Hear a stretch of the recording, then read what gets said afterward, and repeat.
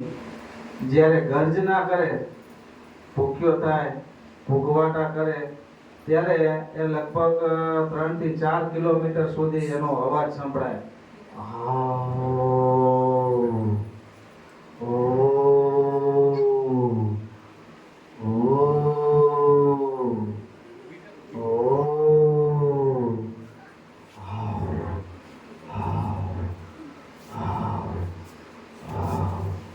તો જંગલનો રાજા સિંહ એ કેટલાય પ્રાણીઓને આ રીતે એક સામટા એ મારી નાખે, એક જગ્યાએથી બીજી જગ્યાએ ગમે તે પ્રાણીઓનો શિકાર કરે.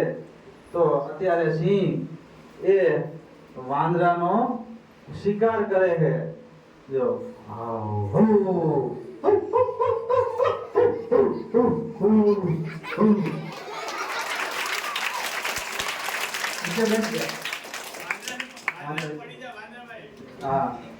પડી જાઓ. હા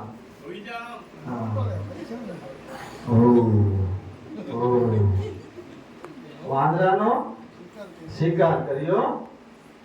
પછી આ રીતે જંગલની અંદર સિંહ એક સામટા કેટલાય પ્રાણીનો અમથો શિકાર કરી નાખતો હતો. એટલે એકવાર જંગલના બધા પ્રાણીઓની સભા મળી. સિંહ, વાંદરો આવતો ને સિંહ પાસે, વાંદરો સિંહ પાસે આવતો ને મીટિંગ કરે. ભાઈ જાવ પાસે આવતા રહ્યો, બે ચર્ચા કરી. સિંહ આગળ વહી જાવ, રાજા સાહેબ આગળ વહી જાવ. તો જંગલના બધા પ્રાણીઓએ મીટિંગ કરી કે આપણે જંગલના પ્રાણીઓ બધા આમના ઓછા થઈ જશું. સિંહ એક સામટા કેટલાય પ્રાણીઓને મારી નાખે છે, તો આ તો ન ચાલે, કાંઈક આપણે યુક્તિ કરવી જોઈએ. એટલે હાથી, વાઘ, ચિત્તો, દીપડો એ બધા પ્રાણીઓ ભેગા થઈ અને નક્કી કર્યું કે આપણે દરરોજ એક પ્રાણીને સિંહ પાસે જવાનું, અને સિંહ દરરોજ એક પ્રાણીનો શિકાર કરશે. એટલે જંગલના બધા પ્રાણીઓ ભેગા થઈ અને સિંહ પાસે જાય છે. સિંહ બેઠો હોય છે એની ગુફામાં. જંગલના પ્રાણીઓ બધા સિંહને વિનંતી કરવા જાય છે.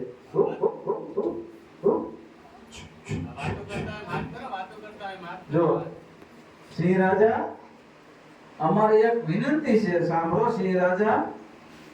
અમે જંગલના બધા પ્રાણીઓ તમને વિનંતી કરીએ છીએ કે તમે દરરોજ અમારા નાના બચ્ચાઓને અમથા મારી નાખો છો, અમારી માતાને મારી નાખો છો, અમારા પિતાને મારી નાખો છો. તો તમે એક કામ કરો, અમારી વિનંતી સાંભળશો?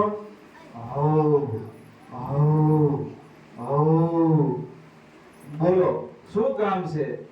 સસલું, તું બોલ. સસલા બોલ.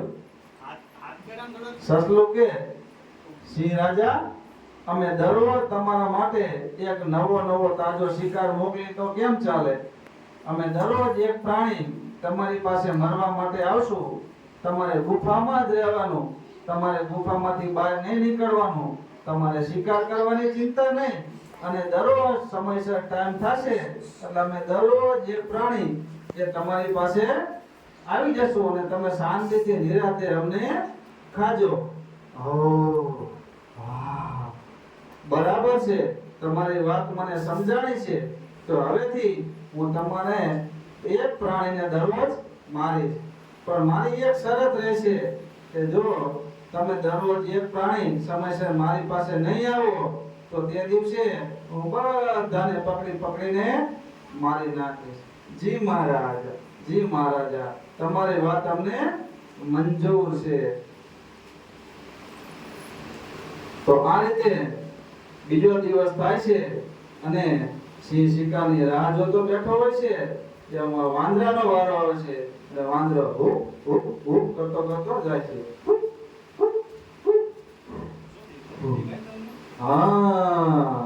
આજ વાંદરા તારો વારો લાગે છે.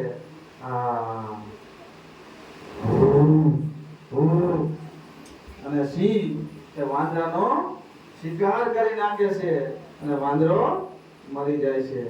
એમ કરતા બસ એમ કરતા સિંહ વારા વારા બધા પ્રાણીઓને મારતો મારતો જાય છે ને એમાં એક દિવસ સસલાનો વારો આવે છે. હા.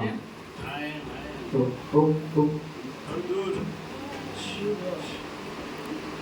તો સસલું જતું હોય છે એ સિંહ રાજાને કહે છે અને એમાં મોડું થયું હોય છે એટલે સિંહ ખીજાય છે.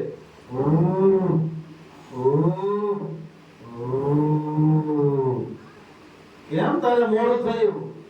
તારે આવતા કેમ વાર લાગી? હું તો ક્યારનો તારી રાહ જોતો હતો પણ તું તો મોડું આવ્યું. બોલ કેમ મોડું થયું? પણ સિંહ રાજા હું તમને વાત કરું. બોલ જલ્દી બોલ, મારે બહુ ભૂખ લાગી છે, જમવાની ઉતાવળ છે.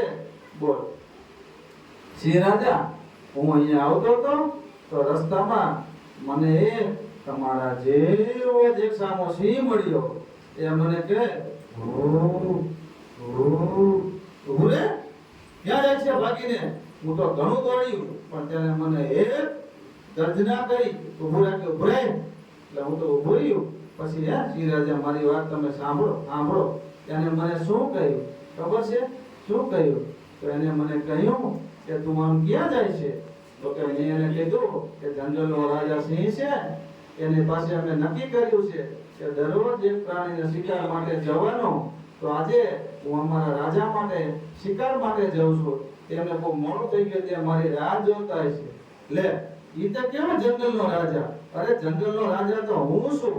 એને મને એમ કહ્યું કે તો મને મારી નાખતું હતું પણ એને મેં તમારી શરત કરી છે કે હું પેલા એમને મળી આવું પછી તું મને નિરાંતે ખાજે.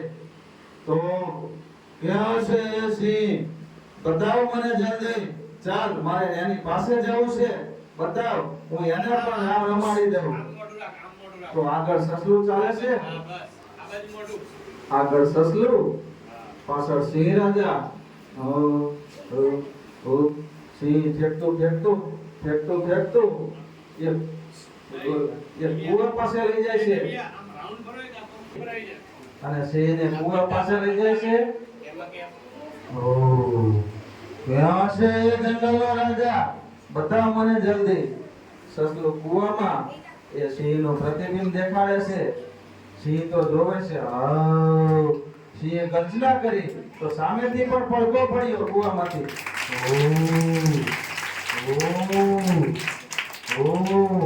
અને સિંહ તાત્કાલિક તે સિંહને પકડવા માટે છલાંગ મારે છે કુવામાં.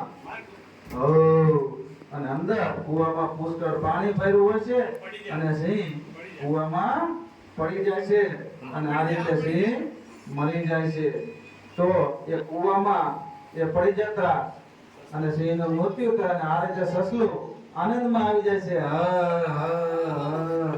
અને એ બધા જંગલના પ્રાણીઓને કહેતું જાય છે કે તો આજે તો મેં સિંહ રાજાને પતાવી દીધા. આજે તો મેં સિંહ રાજાને પતાવી દીધા. એમ કરતું એ બધા પ્રાણીઓને કહેતું જાય છે અને બધા પ્રાણીઓ આનંદમાં આવી જાય છે.